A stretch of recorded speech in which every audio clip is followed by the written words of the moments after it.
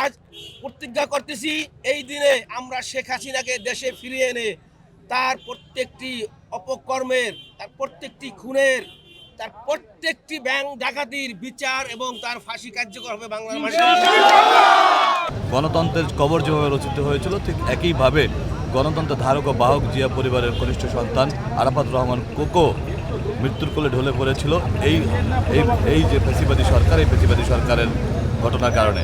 আমরা চাচ্ছি ভবিষ্যতে ইনশাল্লাহ দেশের ক্ষমতা জনগণের হাতে থাকবে। এটাই আমরা আমাদের দল বিএনপি প্রত্যাশা করতেছে এবং দেশ নায়ক তারেক রহমান এটাই প্রত্যাশা করতেছে।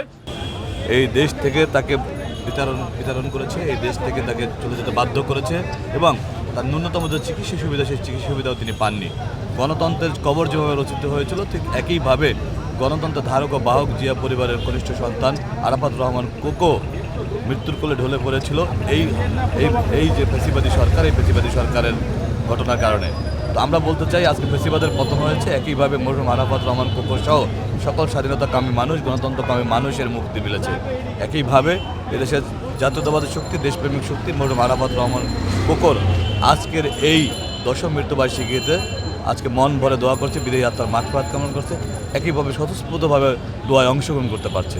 তা আমরা বলতে চাই কোনো ফ্যাসিবাদী ক্ষমতা হয়তো দীর্ঘায়িত হয়, চিরস্থায়ী হয় না। তাই সকল ফ্যাসিবাদকে মনে রাখতে হবে যে এদেশের গণতন্ত্রকামী মানুষ, বাংলাদেশের স্বাধীনতাকামী মানুষ কোনো ফ্যাসিবাদকেই দীর্ঘায়িত করতে দিবে না। আরাফাত রহমান কোকো ভাইয়ের আজ 10তম মৃত্যুবার্ষিকীতে আমরা সবাই মর্মাহত এবং শোকাহত। বিএনপি পরিবার আজ গভীরভাবে আমরা শোক বহন করতেছি। আমার ভাইকে আমরা সবাই বুকে ধারণ করতেছি।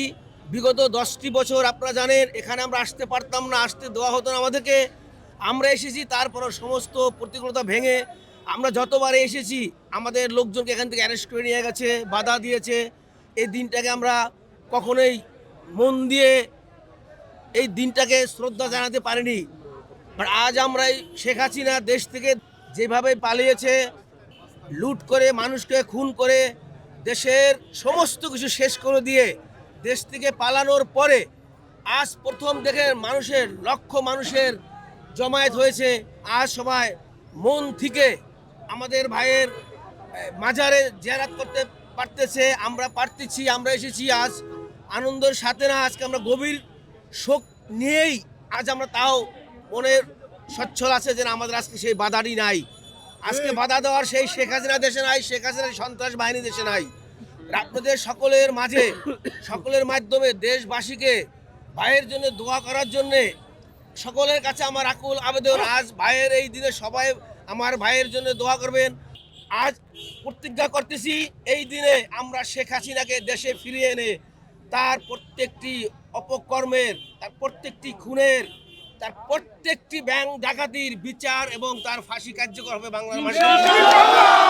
আরাফাত রহমান কোকোকে বিভিন্ন রকম অত্যাচার নির্যাতনের জন্য আমি মনে করি এই শেখ হাসিনার জন্যই তার মৃত্যু হয়েছে। কারণ তার নির্যাতনের কোনো শেষ ছিল না।